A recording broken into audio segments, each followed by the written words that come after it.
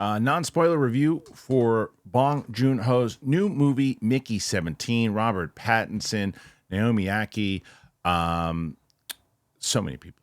So many people in this movie, obviously. You got Mark Ruffalo, Toni Collette, Stephen Yeun. The list goes on and on and on and on and on and on. I did my out of the theater reaction for this movie, and what I will tell you is that I was so excited for it for a lot of different reasons. One, love Parasite, really love the vision of Bong Joon-ho in general of how creative he is. I got into this interesting, well, not necessarily an argument, but I saw a comment that I don't agree with.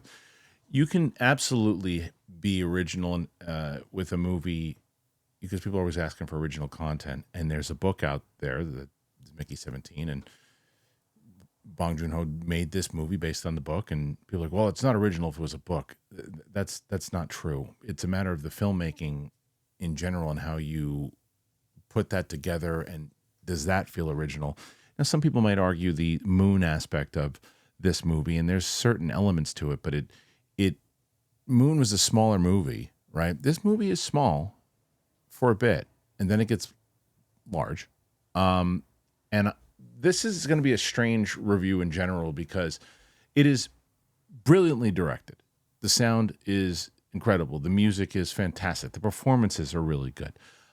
This is just, I think, a personal preference for me because I think that maybe I wanted the smaller movie, and the idea of what I thought we were getting from the trailer itself of this idea that here's this guy, he signs up for this thing, Mickey, and he goes through death and he's able to rejuvenate, and he keeps doing it until one of the versions of him doesn't die, and he comes back, and there's another one, and now he's got to figure out how to balance that. I said, okay, that's going to be interesting. That's the story.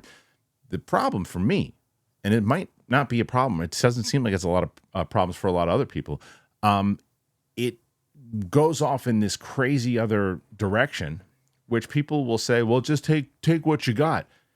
100% of you, if you're sitting there's sometimes when you think whatever it is, something that you love, that you think you're going to love, goes in a different direction. You're like, oh, I didn't see that coming, but man, I loved it.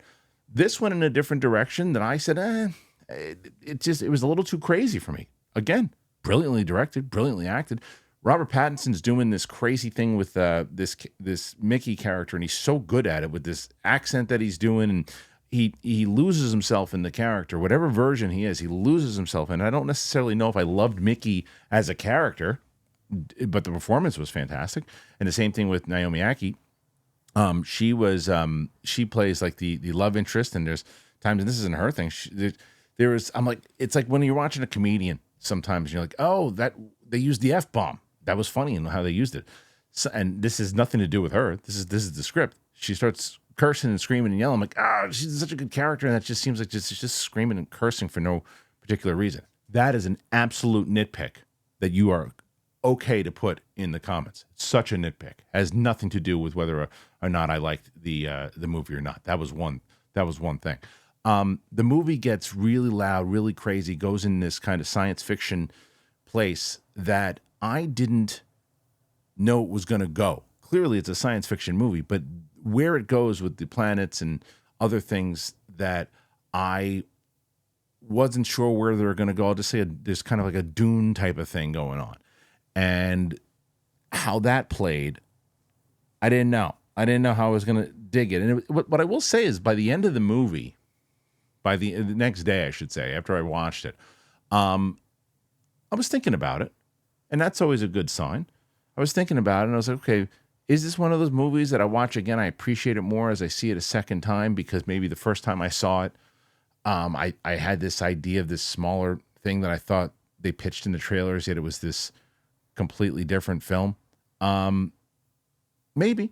I don't know. I'm just telling you, after seeing it yesterday, these are my thoughts on it. And I get what they're going with Mark Ruffalo and Toni Collette. They're just like these kind of empty, selfish, soulless politicians, which, you know, in the world we live in, not hard to imagine those.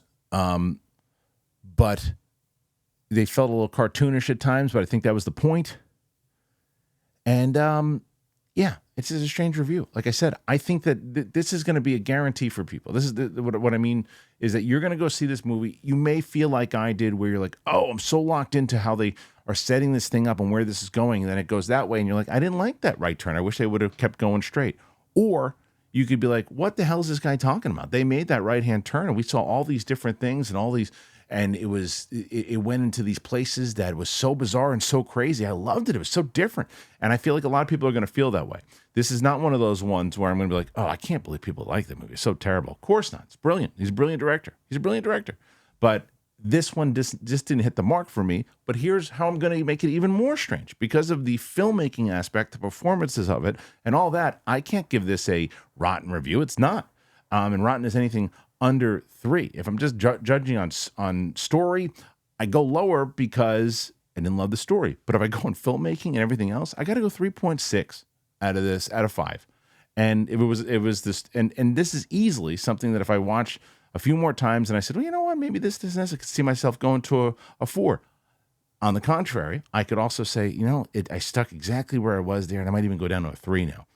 So I know, I get it. I'm all over the place in this review because I was confused from when I saw it. I was confused from when I left, and I was confused when I woke up this morning. But that's it. That's how I'm feeling about this movie right now.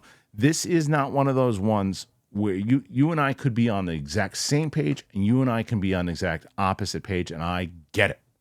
But again, going 3.6 out of 5, it's a pretty, if someone said, well, that's a decent score.